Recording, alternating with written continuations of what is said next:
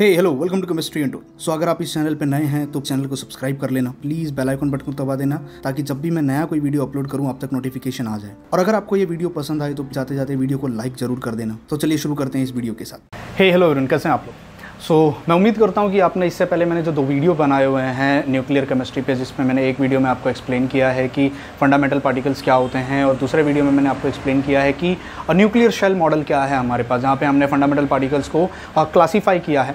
तो मैं उम्मीद करता हूँ लेप्टॉन्स क्या होते हैं, क्वार्क्स क्या होते हैं, मीजॉन्स क्या होते हैं, हेड्रॉन्स, बेरियॉन्स क्या होते हैं और फोर्स कैरियर पार्टिकल क्या होते हैं, ये कॉन्सेप्ट आपका अब तक क्लियर है।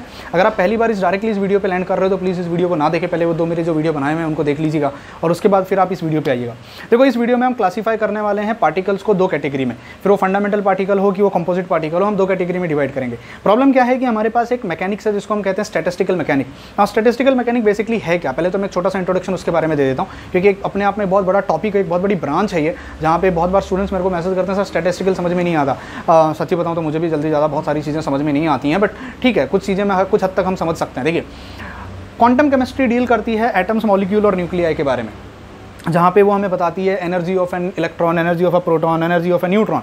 वेरेस थर्मोडायनामिक्स जो हम पढ़ते हैं वो हम बात करती है माइक्रोस्कोपिक साइंस है, सोलार सिस्टम्स के बारे में। जब मास ज़्यादा हो जाता है तब दिमाग में क्वेश्चन उठता होगा, भाई धरती की बात करो, सन की बात करो, स्टार की बात करो, चाय की बात करो या किसी की भी बात करो, at the end of the day बना तो वो इलेक्ट्रॉन, प्रोटॉन, न्यूट्रॉन्स का ही है, क्योंकि मैटर जो भी हम हमारे आसपास देखते हैं, तो जो रूल्स हम क्वांटम केमिस्ट्री में अप्लाई करते हैं, क्या वो सारे रूल्स थर्मोडायनामिक्स के वहाँ पे अप्लाई वहाँ होते हैं क्या, लार्ज स्केल बॉडी पे? तो हमें पता चलता नहीं। और जो रूल्स जो हम एनर्जी के बारे में लार्ज बॉडीज़ पे पढ़ते हैं, बड़ी ऑब्जेक्ट्स के बारे में पढ़ते हैं थर्मोडायनामिक्स में, वो रूल आप क्वांटम केमिस्ट्री के क्वांटम वर्ल्ड पे, माइक्रो वर्ल्ड पे नहीं ला सकते। मतलब मैं यूँ कह सकता हूँ कि हमारी दुनिया के 2 वर्ल्ड हैं, एक मैक्रो वर्ल्ड है और एक माइक्रो वर्ल्ड है। तो इस मैक्रो और माइक्रो वर्ल्ड के रूल थोड़े अलग अलग हैं। मतलब ये मैक्रो वर्ल्ड इन्हीं से बना है, पर इसके रूल अलग हैं, उसके रूल अलग है। ऐसे कुछ क्यों नहीं कर सकते, इसको इंटीग्रेट करके इसके बारे में पता कर लें और इसको डेरिवेट करके इसके बारे में पता कर लें? नहीं होता है। तो हमारे पास एक ऐसी एक ब्रांच है जो ब्रिज का काम करती है, माइक्रो वर्ल्ड और मैक्रो वर्ल्ड को जोड़ने का जो काम करती है, उसको कहा जाता है स्टैटिस्टिकल थर्मोडायनामिक्स। अब देखिए, स्टैटिस्टिकल नाम स्टैटिस्टिकल थर्मोडायनामिक्स है, बट इसमें बहुत सारा मैथमेटिक्स इन्वॉल्व है, प्रोबेबिलिटी, परम्यूटेशन, कॉम्बिनेशंस है और बहुत सारी चीज़ें हैं जो आपको आनी चाहिए। मैं कहूँगा थोड़ा बहुत स्टैटिस्टिक्स, जो हम मैथमेटिक्स एंड स्टैटिस्टिक्स पढ़ते हैं, वो आपको इसके अंदर आना पड़ेगा, वरना स्टैटिस्टिकल थर्मोडायनामिक्स पढ़ना थोड़ा टफ हो जाता है। तो हमारे जो पार्टिकल्स हैं इस कायनात में, जितने भी पार्टिकल्स हमारे पास बने हुए हैं, स्पेशली मैं बात कर रहा हूँ फंडामेंटल पार्टिकल्स की, क्योंकि जो बड़ी चीज़ें भी आप देख रहे हो वो at the end of the day बनी होती हैं फंडामेंटल पार्टिकल्स की। तो जितने भी फंडामेंटल पार्टिकल्स हमारे पास होते हैं, उनका बिहेवियर बताने के लिए हमारे पास 2 स्टैटिस्टिक्स हैं। एक जिसको कहा जाता है फर्मी डायरेक्ट स्टैटिस्टिक्स और एक जिसको कहा जाता है बोसॉन आइंस्टाइन स्टैटिस्टिक्स। ठीक है, तो फर्मी डायरेक्ट स्टैटिस्टिक्स कुछ पार्टिकल्स के बारे के बिहेवियर के बारे में बताती है और बोस-आइंस्टाइन स्टैटिस्टिक्स कुछ पार्टिकल्स के बिहेवियर के बारे में बताती है। देखिए, हम लोगों ने अब तक पढ़ा है कि जितने भी फंडामेंटल पार्टिकल्स होते हैं, कायनात का जो बिल्डिंग ब्लॉक है जिसको हम कहते हैं न्यूक्लियर शेल मॉडल की भी अगर मैं बात करूं, तो उसमें 4 मेन चीज़ें हैं। सबसे पहले आता है लेप्टॉन, दूसरा आता है क्वार्क। ना लेप्टॉन और क्वार्क जो हमारे होते हैं फंडामेंटल पार्टिकल होते हैं, ये किसी के नहीं बने होते। And one more important thing, यहाँ पे जितने भी पार्टिकल हैं, आप एक चीज़ रियलाइज़ कीजिएगा, नेचर में जितना भी पार्टिकल है, 2 चीज़ें उनके अंदर कॉमन होती है। एक होता है चार्ज और दूसरा होता है स्पिन। स्पिन एक ऐसी क्वांटिटी है जो फिजिक्स वाले शायद ज़्यादा बेटर तरीके से उसको समझा पाएं। स्पिन एक इनहेरेंट प्रॉपर्टी है जो हर एक पार्टिकल में होती है। अब उसको मैं एक्सप्लेन नहीं करना चाहता, स्पिन क्या होती है, स्पिन कैसे आती है, will not go into that part, but हर एक पार्टिकल का एक स्पिन होता है और हर स्पिन का एक क्वांटम नंबर होता है जिसको हम कहते हैं स्पिन क्वांटम नंबर, जिसको हम एंगुलर क्वांटम नंबर भी कहते हैं, एंगुलर मोमेंटम क्वांटम नंबर भी कह सकते हो, जो एंगुलर मोमेंटम के बारे में बताता है। तो सिमिलरली हर एक पार्टिकल का एक स्पिन और एक चार्ज, ये 2 मेन प्रॉपर्टी होती है जो उस पार्टिकल के अंदर इनहेरेंट होती है। सिमिलरली जब मैं पार्टिकल्स को क्लासीफाई करना स्टार्ट करता हूँ, लेप्टॉन्स की बात करूं फंडामेंटल पार्टिकल्स हैं, क्वार्क्स की बात करूं फंडामेंटल पार्टिकल्स हैं, electron, muon, tau, electron neutrino, muon neutrino, tau neutrino, ये मेरे लेप्टॉन्स हैं, ये फंडामेंटल पार्टिकल्स हैं, ये किसी के साथ इंटरैक्ट नहीं करते, ये ऐसे ही रहते हैं। इसमें नोटिस करने वाली बात ये है, जो हमारा फेमस पर्सन है इलेक्ट्रॉन, वो यहाँ आता है, दैट्स द इलेक्ट्रॉन। ठीक है, क्वार्क्स की बात करूँ तो 6 क्वार्क्स होते हैं, मैं ऑलरेडी बता चुका हूँ। उसके अंदर up, charm, top, down bottom and strain, और इनके एंटी पार्टिकल्स भी होते हैं। इसके अलावा हमने लास्ट वीडियो में देखा था कि कुछ फोर्स पार्टिकल्स होते हैं जो फोर्स कैरी करते हैं। ना प्रॉब्लम क्या है, ये जितने भी पार्टिकल्स हैं, इनमें एक और इंपॉर्टेंट चीज़ मैं भूल गया, हम उनको कहते हैं कंपोजिट पार्टिकल। कंपोजिट पार्टिकल का मतलब होता है लेप्टॉन, क्वार्क और ये फंडामेंटल पार्टिकल हैं, पर क्वार्क जब आपस में मिलते हैं तो हमें कंपोजिट पार्टिकल मिलता है। लेप्टॉन आपस में नहीं मिलते ये आपस में नहीं मिलते। जब ये जैसे आप अपने स्ट्रेंज के साथ, डाउन ने टॉप के साथ, चार्म ने बॉटम के साथ जब इंटरेक्शन किया, हमें कंपोजिट पार्टिकल मिलता है जिनको हम कहते हैं हेड्रॉन्स, ठीक है। अब हेड्रॉन्स की दो ब्रांच है, मीजॉन्स एंड बेरियॉन्स। मीजॉन्स होते हैं 2 क्वार्क के, मीजॉन 2 क्वार्क से बनते हैं, और बेरियॉन्स 3 क्वार्क से बनते हैं। जैसे एक एग्जांपल मैंने दे सकता हूँ, प्रोटॉन एंड न्यूट्रॉन, ये सारा मैंने पढ़ाया हुआ है, मैं सिर्फ एक रिवीजन करा रहा हूँ आपका। अब देखो प्रॉब्लम क्या है, हमारे पास जो लेप्टॉन्स और जो क्वार्क्स होते हैं, इन सब का स्पिन हाफ होता है, दे आर हाफ स्पिन वाले। अच्छा, ऐसा नहीं कि सिर्फ हाफ ही होता है, हाफ से ज़्यादा भी हो सकता है, 3/2 भी हो सकता है, 5/2 भी हो सकता है। लेकिन let me tell you one thing very frankly, मैं काफ़ी रिसर्च किया, मैंने काफ़ी कुछ पढ़ा इसके बारे में। हमारे पास अब तक जितने भी पार्टिकल्स हमें मिले हैं, फंडामेंटल पार्टिकल्स, उनमें सब में स्पिन हाफ ही है।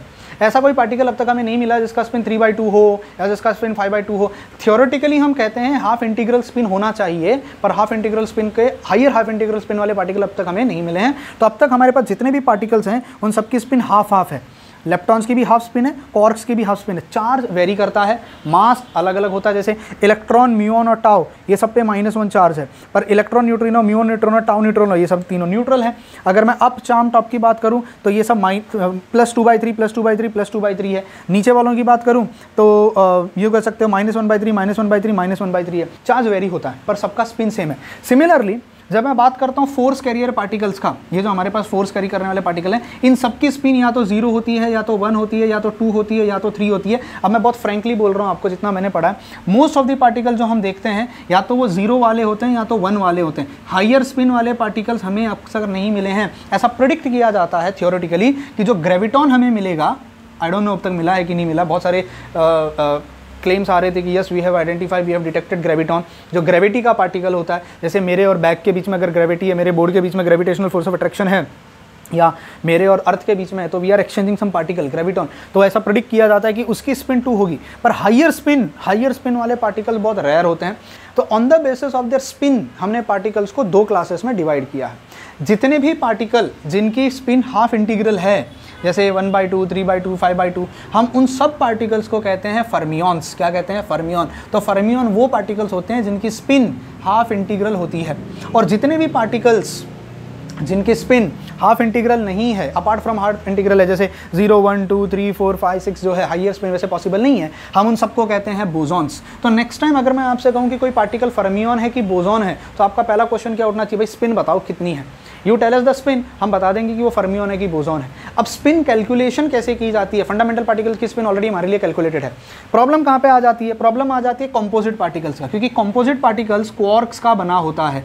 अब डिपेंडिंग अपॉन कि कितने क्वार्क्स आप साथ में आए हैं, how many quarks you have. हमारे पास 2 होते हैं, बेरियॉन्स और मीजॉन। मीजॉन में 2 क्वार्क्स होते हैं, बेरियॉन में 3 होते हैं। अब देखो सिंपल सा फंडा है, 2 क्वार्क वाला अगर कोई बंदा होगा, ऑब्वियस सी बात है उसकी जो स्पिन होगी वो एक दूसरे को कैंसिल करेगी, और वहाँ पे उसकी स्पिन या तो 0 हो जाएगी या तो 1, यानी इंटीग्रल में चली जाएगी। तो ऐसे पार्टिकल्स को, मीजॉन्स को, हम बोसॉन की कैटेगरी में काउंट करेंगे। जैसे एक एग्जांपल के तौर पे देता हूँ, मेरे पास अगर 2 पार्टिकल हैं तो ऑब्वियसली मैं कहूँगा मेरे पास 2 हाफ वाले लोग हैं, तो वो एक दूसरे को कैंसिल करेंगे। तो यहाँ पे वो एक दूसरे की स्पिन को कैंसिल आउट करेंगे। तो मीजॉन की स्पिन, ऐसा मीजॉन जिसमें 2 लोग प्रेजेंट है, उसकी स्पिन कितनी निकल के आएगी? 0 निकल के आएगी। एंड 0 स्पिन निकल के आना मतलब वो क्या कहलाएगा? बोसॉन। ऑन द कॉन्ट्ररी, अगर एक ऐसा कंपोजिट पार्टिकल है जो 3 क्वार्क्स का बना है, जैसे एक एग्जांपल के तौर पे देता हूँ प्रोटॉन। प्रोटॉन बना होता है अप और डाउन का, अप डाउन। इसका मतलब मेरे पास क्या हो गया? मेरे पास 3 है, यानी ऑड नंबर पे। तो अगर ये हाफ स्पिन का है, ये हाफ स्पिन का है, ये हाफ स्पिन का है, ये तो एक दूसरे को कैंसिल करेगा, बचेगा ये। यानी प्रोटॉन जो होगा वो हाफ इंटीजर स्पिन का होगा, न्यूट्रॉन जो होगा वो भी हाफ इंटीजर स्पिन का होगा, क्योंकि प्रोटॉन और न्यूट्रॉन बने होते हैं बेरियॉन्स, यानी they are baryons made up of 3 quark. Neutron किसका बना होता है? डाउन डाउन अप का बना होता है, यानी फिर से 1/2 1/2 और फिर से क्या आ जाएगा? 1/2। स्पिन की बात कर रहा हूँ, चार्ज नहीं बात कर रहा हूँ मैं। तो ये एक दूसरे को कैंसिल करेंगे, मेरे पास फाइनली क्या बचेगा? हाफ स्पिन बचेगा। तो मैं यूँ कह सकता हूँ कि मेरे प्रोटॉन, मेरे न्यूट्रॉन, ये सब सिंस वो ऑड नंबर ऑफ क्वार्क के बने होते हैं, ऑड नंबर ऑफ क्वार्क, उनकी जो स्पिन आने वाली है, जो फाइनल स्पिन आएगी, वो भी हाफ इंटीजर में आएगी, हाफ इंटीग्रल होगी। और मीजॉन जो है, जो कि इवन नंबर ऑफ क्वार्क के बने होंगे, 2 क्वार्क के बने हैं, तो वो जो होंगे वो क्या कहलाएंगे? वो बोसॉन्स कहलाएंगे, क्योंकि उनका जो ओवरऑल स्पिन आएगा वो 0 निकल के आएगा या हायर हो सकता है, डिपेंडिंग अपॉन थिंग्स। तो अब मैं यूँ कह सकता हूँ कि मेरे जितने भी फंडामेंटल पार्टिकल्स हैं, let us try to classify them. Leptons and quarks are fermions, क्योंकि उनकी स्पिन हाफ है। अच्छा, अब आपके दिमाग में आ रहा होगा सर ये फर्मी डायरेक्ट स्टैटिस्टिक्स है क्या? ये बोस आइंस्टाइन स्टैटिस्टिक्स है क्या, तो वो तो मैं इस वीडियो में अभी फिलहाल नहीं पढ़ा सकता, वो पार्ट आपको स्टैटिस्टिकल थर्मोडायनामिक्स में जाके पढ़ना पड़ेगा। हाँ, मैं कुछ हिंट दे सकता हूँ, कुछ इंपॉर्टेंट कंक्लूजन जो हमारा वहाँ से निकलता है मैं वो आपको पक्का बता सकता हूँ। थोड़ा देर वेट कीजिएगा, मैं बता दूंगा। अच्छा, क्लासिफिकेशन हमारा हो गया। लेप्टॉन एंड क्वार्क्स किस में कहलाए जाएंगे, ये कहलाए जाएंगे फर्मियंस। और जो फोर्स कैरियर पार्टिकल्स हैं वो किस में आ जाएंगे, बोसॉन्स में।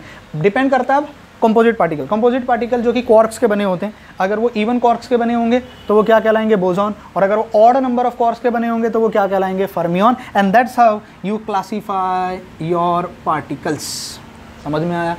अब आते हैं फर्मियंस की प्रॉपर्टी क्या होती है। देखो सर, फर्मियंस वो होते हैं जो पॉलिस एक्सक्लूजन प्रिंसिपल को फॉलो करते हैं। अभी पॉलिस एक्सक्लूजन प्रिंसिपल क्या है, देखिए पॉलिस एक्सक्लूजन प्रिंसिपल ये कहता है कि अगर मेरे पास दो पार्टिकल हैं, किसी भी पार्टिकल की कुछ प्रॉपर्टीज़ होती हैं, स्पिन, चार्ज, स्पेस में डायरेक्शन, एनर्जी, हर पार्टिकल की एक प्रॉपर्टी होती है। According to Fermi Dirac statistics, मेरे पास अगर कोई पार्टिकल ऐसा है जो हाफ इंटीग्रल स्पिन वाला होता है, हाफ इंटीग्रल स्पिन वाला, या जो फर्मी डायरेक्ट स्टैटिस्टिक्स को फॉलो करता है, वो पार्टिकल के बारे में जब आप बताना स्टार्ट करोगे तो उसकी जितनी भी प्रॉपर्टी होती हैं वो सारी की सारी प्रॉपर्टीज कभी इक्वल नहीं हो सकती। The two particles can not be present in the same quantum state. Now quantum state का मतलब क्या होता है, having same energy, having same mass, having same position, having same orientation. अरे सब कुछ सेम है, मतलब फिर वो अलग नहीं है, वो एक ही है। जैसे आप ये दो हाथ देख रहे हो, my this two hands are different because they have got different orientation, एक लेफ्ट हैंड साइड में एक राइट हैंड साइड में। बट अगर मैं उनको सामने लाता हूँ और अगर मैं एक में एक को मिला देता हूँ, अब आपको क्या लग रहा है, वो एक ही है। जब तक ये अलग थे हम कहेंगे ये फर्मियंस हैं। दे है, उनका मास एक हो सकता है, कुछ तो उनमें होगा ऐसा जो अलग होगा। जैसे मैं इलेक्ट्रॉन्स की बात करता हूँ, let us speak about electron. एक हाइड्रोजन एटम ले, हीलियम एटम को ले लेते हैं। Let us speak about helium atom. हमें पता है हीलियम के एटम के अंदर एक न्यूक्लियस होता है और बाहर उसके दो इलेक्ट्रॉन्स होते हैं। क्या इन दोनों इलेक्ट्रॉन्स का सारा प्रॉपर्टी सेम है क्या? नहीं। मास सेम है? जी हाँ। चार्ज सेम है? जी हाँ। Angular momentum, orbital angular momentum, जी हाँ सेम है। स्पिन एंगुलर मोमेंटम अलग होगा, उनका एस का वैल्यू अलग होगा। हमको पता है किसी भी इलेक्ट्रॉन के बारे में हमें 4 क्वांटम नंबर बताने होते हैं, N, L, M, S, principal quantum number, azimuthal quantum number, magnetic quantum number and spin quantum number. मान लेते हैं वो सेम शेल में प्रेजेंट है, एन का वैल्यू सेम है, उनका ऑर्बिटल एंगुलर मोमेंटम सेम है, उनका मैग्नेटिक क्वांटम नंबर भी सेम है, पर उनका स्पिन अलग होगा। मतलब मैं यूँ कह सकता हूँ कि अगर मेरे पास फर्मियन है तो आप ये गारंटी ले सकते हो कि वो फर्मियन पार्टिकल्स की सारी वैल्यूज़ कभी सेम नहीं होंगी, कुछ तो एक ऐसी चीज़ होगी जो उनकी अलग होगी। And this is the most important part. अगर दो पार्टिकल्स में कोई तो एक चीज़ अलग है तो वो अलग अलग स्पेस ऑक्यूपाई करेंगे, और जब वो अलग अलग स्पेस ऑक्यूपाई करेंगे तो वो मैटर, वो जो है वो मैटर को हम कहते हैं स्पेस ऑक्यूपाई करता है। आप जितनी भी चीज़ें अपने आसपास दुनिया में देख रहे हो जिन्होंने जगह घेरी हुई है, जो स्पेस ऑक्यूपाई करते हैं, ये वो लोग होते हैं जो फर्मियंस होते हैं। देखिए ये फर्मियन ही है जो एक पार्टिकल के सारी क्वांटम स्टेट सेम नहीं हो सकते। अब सेम नहीं हो सकते तो वो अलग अलग रहेंगे, तो स्पेस ओरिएंटेशन में जाएंगे, स्पेस ऑक्यूपाई करेंगे। Let us speak about bosons, तो शायद ये क्लियर होगा। बोसॉन्स का मतलब होता है उनकी सारी प्रॉपर्टी सेम होती है। जैसे एक एग्जांपल के तौर पे दे रहा हूँ, मेरे सामने एक इलेक्ट्रोमैग्नेटिक रेडिएशन आ रही है। बेस्ट एग्जांपल देता हूँ, white light. You must have seen white light. अब व्हाइट लाइट के अंदर एक रेड कलर का फोटोन है, एक ब्लू कलर का फोटोन है, एक ग्रीन कलर का फोटोन है। आपको अलग अलग दिखता है क्या? Can you see? Red blue सब मिक्स है, पर जब प्रिज्म से निकलता है तो हमें सब अलग अलग दिखने लगता है। The best example to give you, अगर मैं आपसे कहता हूँ कि मेरे पास एक प्रिज्म है और मैं प्रिज्म के अंदर यहाँ से एक व्हाइट लाइट मार रहा हूँ, I can see the different photons getting scattered. तो पहले कहाँ थे वो पहले अलग अलग क्यों नहीं थे? एक ही जगह पे सब रहते थे। मतलब आप इसको ऐसे में इमेजिन कर सकते हो, मेरे पास एक क्लासरूम है जिसमें एक मल्टीपल बेंचेस बैठे हुए हैं, मल्टीपल बेंचेस हैं, और एक क्लासरूम में एक बच्चा आता है, एक बेंच पे बैठता है, दूसरा बच्चा आता है, उसी पे जाके बैठ जाता है, उसी बेंच पे, तीसरा बच्चा आता है, उसी बेंच पे बैठ जाता है, चौथा उधर, पाँचवा उधर, छठवां उधर, 7 उधर, 8 उधर। मेरे पास 100 बच्चे थे, 100 के 100 बच्चे एक ही बेंच पे बैठे हुए हैं। Is it possible? मतलब पॉसिबल है क्या? एक ही बेंच पे, एक ही जगह पे 100 बच्चे, तो ये तो तभी पॉसिबल है जब सब आत्माएं होंगी, एक के अंदर एक घुस जा रही हैं। एटम के अंदर एटम घुस रहा है, हाँ, उसी को बोसॉन कहते हैं। जैसे फोटॉन्स, मेरे पास लाइट आ रही है, मेरे को अलग अलग पार्टिकल नहीं दिखाई देंगे, एक ही जगह पे एक ही टाइम पे अलग अलग लोग एक साथ प्रेजेंट हो सकते हैं, दिखेंगे नहीं। यार ये आत्मा परमात्मा वाला फंडा लग रहा है, मतलब मेरे ही अंदर सब कुछ है। अगर सब अलग अलग होता तो अलग अलग रहता। I hope you can feel what I am trying to say. Fermions वो लोग होते हैं जिनमें कुछ तो एक, बाकी 99% सेम होंगे, लेकिन 1% कुछ तो चीज़ अलग होगी। वो स्पिन हो सकती है, वो मास हो सकता है, वो चार्ज हो सकता है, कुछ तो अलग होगा, और वो जो कुछ तो अलग है उसी से वो स्पेस ऑक्यूपाई करना स्टार्ट कर देंगे। तो हमारे आसपास कौन होता है? इलेक्ट्रॉन होता है, प्रोटॉन होता है, न्यूट्रॉन। और अनफॉर्चुनेटली इलेक्ट्रॉन भी फर्मियन है, प्रोटॉन भी फर्मियन है, न्यूट्रॉन भी फर्मियन है। इसीलिए इलेक्ट्रॉन, प्रोटॉन और neutron is making up the entire universe. Photon is not making up. Photon तो एक जगह पे, हम बोलते हैं ना इंटेंसिटी बढ़ा दो। What do you mean by intense? एक टाइम पे बहुत ज़्यादा फोटोन आएंगे तो क्या फोटोन का जगह नहीं घेर लेगा? लाइट का ब्रॉड नहीं हो जाती? जैसे एक एग्जांपल देता हूँ, एक ट्यूबलाइट है और एक लेज़र लाइट है, क्या फ़र्क है? इंटेंस लाइट, तो क्या इंटेंस लाइट का मतलब ऐसा तो ज़्यादा जगह घेरेगी? उतनी ही जगह में इंटेंसिटी बढ़ जाती है, मतलब उतनी ही एरिया में अब ज़्यादा लोग जाके रह रहे हैं बिना लड़ाई झगड़े किए, बिना वो किए। मतलब आप ऐसे समझ सकते हो, एक घर है जिसमें 10 लोग रहते थे, उसी घर में 100 लोग भी रहेंगे, उसी घर में 1000 लोग भी रहेंगे, उसी घर में 1 लाख, एक छोटे से 10 बाय 10 के घर में 1 लाख लोग। तो ये तो तभी पॉसिबल है जब आत्मा में आत्मा घुस गई हो, शरीर में शरीर मिक्स हो गया हो। That's the boson state. उम्मीद है कुछ हद तक समझ। तो बोसॉन्स को आप आत्माएं समझ सकते हो। तो जितने आपके, इसीलिए तो प्रॉब्लम है ना, इसीलिए तो हम कहते हैं ना, तुम सोचो यार, हमारे न्यूक्लियस के अंदर अगर इतने पार्टिकल्स हैं तो न्यूक्लियस बड़ा क्यों नहीं दिखता है? तो न्यूक्लियस सिर्फ प्रोटॉन न्यूट्रॉन की वजह से ही क्यों जगह घेरता है स्पेस? क्योंकि प्रोटॉन न्यूट्रॉन ही जगह घेरते हैं। बाकी के जितने लोग होते हैं एक के अंदर मिक्स, इतनी सी जगह में करोड़, मतलब पूरा आप सोचो, अगर ये यूनिवर्स, अगर ये पूरी यूनिवर्स सिर्फ बोसॉन्स की बनी होती तो एक सिंगल पॉइंट पे आ जाती। क्योंकि सारे अरबों खरबों, अगर पूरी इंडिया की पॉपुलेशन बोसॉन बन जाए, 100 करोड़ से ऊपर की, 135 करोड़ की आबादी अगर बोसॉन बन जाए, तो इतने से एरिया में सारे लोग, मतलब मेरे अंदर पूरा इंडिया आके समा जाएगा। क्योंकि बोसॉन्स है ना, हम सब एक हैं, हमारा क्वांटम स्टेट सेम होता है, we have got same quantum state, हमारा सब कुछ सेम है, हम में कुछ डिफरेंस नहीं है, एक ही में सब आके समा सकते हैं। पर since we are different, you are different, I am different, my brother is different, my mom is different, my dad is different, we all are fermions, and that's the reason why we are occupying space, and that's what is Pauli's exclusion principle. What does Pauli's exclusion principle says? Pauli's exclusion principle कहता है कि अगर मेरे पास 2 particles हैं और अगर वो 2 particles के सारे क्वांटम नंबर अगर सेम हो जाएं तो वो बोसॉन बन जाएगा।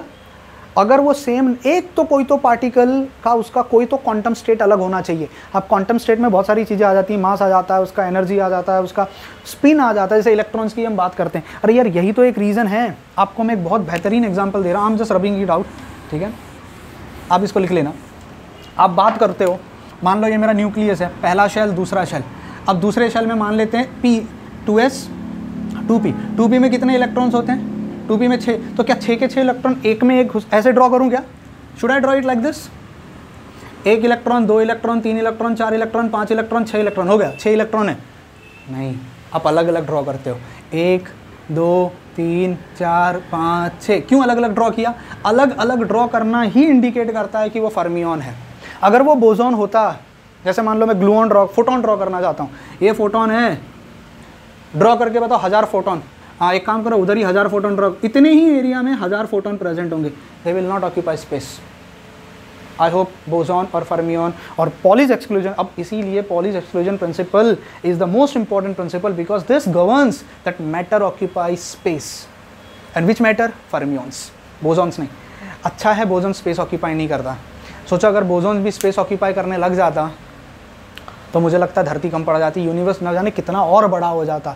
यूनिवर्स अगर छोटा है, कम अगर, तो मेरा एटम, एक एटम ये पता नहीं कितना बड़ा होता है, क्योंकि एक एटम के अंदर बहुत सारे पार्टिकल्स होते हैं, मोर देन 100 पार्टिकल्स होते हैं, पर हमें दिखते सिर्फ 3 हैं। स्पेस ऑक्यूपाई सिर्फ 3 करते हैं, कौन? इलेक्ट्रॉन, प्रोटॉन और न्यूट्रॉन। बाकी के सारे बोसॉन्स हैं, एक ही जगह पे सारे लोग रह सकते हैं। समझ में आया? तो मतलब मैं इसको यूँ कह सकता हूँ कि बोसॉन्स का मतलब होता है हमारी सरकारी बसें, हमारी गांव जाने वाली ट्रेनें, एक ही ट्रेन में पूरा गांव बैठ के चला जाता है। और आप फर्मियंस को कह सकते हो एरोप्लेन, इंडिविजुअल सीट पे इंडिविजुअल पर्सन बैठेगा। आप इसको मुंबई की लोकल ट्रेन के साथ भी कंपेयर कर सकते हो। जैसे आप यूँ कह सकते हो कि बोसॉन्स का मतलब होता है सुबह सुबह डोंबिवली से या दादर से ट्रेन पकड़ना, एक ही कंपार्टमेंट में ना जाने कितने लोग आ जाते हैं। वहीं पे आप फर्मियंस को कह सकते हो आफ्टरनून के टाइम पे मुंबई की लोकल ट्रेन पकड़ना, जहाँ पे एक सीट पे एक एक इंडिविजुअल पर्सन आके बैठेगा, स्पेस ऑक्यूपाई करेगा। So that's the basic difference between bosons and fermions. तो मैं उम्मीद करता हूँ कि इस पर्टिकुलर वीडियो से बोसॉन्स एंड फर्मियंस का जो क्राइटेरिया है वो क्लियर हुआ। तो शुक्र करो कि हमारे बोसॉन्स जो होते हैं वो स्पेस ऑक्यूपाई नहीं करते। Next time somebody tells you कि ये बोसॉन है, तो दिमाग में सबसे पहले क्या आना चाहिए, ये बहरूपिया है, ये आत्मा है, एक ही जगह पे सब आके बैठ सकता है। जैसे मेरे फेस पे अब जो लाइट पड़ रही है, ये जो रिंग लाइट पड़ रही है, ये देखो कितने सारे फोटोन आ रहे हैं, कितने सारे। और रिंग लाइट की इंटेंसिटी अगर मैं बढ़ा दूँ, if I would like to show you, Gaurav एक काम करना, इसका इंटेंसिटी बढ़ाना, face it on my side and intensity increase कर इसका, दस हैबिट। So look, intensity is increasing on my face. तो इंटेंसिटी इंक्रीज कर रही है मतलब number of photons falling on my face have increased. Luminous intensity जिसको हम कहते हैं इंक्रीज, पर आपको जगह घेरते हुए दिखाई दे रही है क्या? लाइट उतनी ही है, बस इंटेंसिटी बढ़ गई है। तो because photon is your bosons. I hope this video was quite clear और ये कॉन्सेप्ट क्लियर हो गया। मिलते हैं अगले वीडियो में जहाँ पे हम इन एक्चुअल में न्यूक्लियर केमिस्ट्री को स्टार्ट करेंगे। ठीक है, bye bye, take care and God bless you.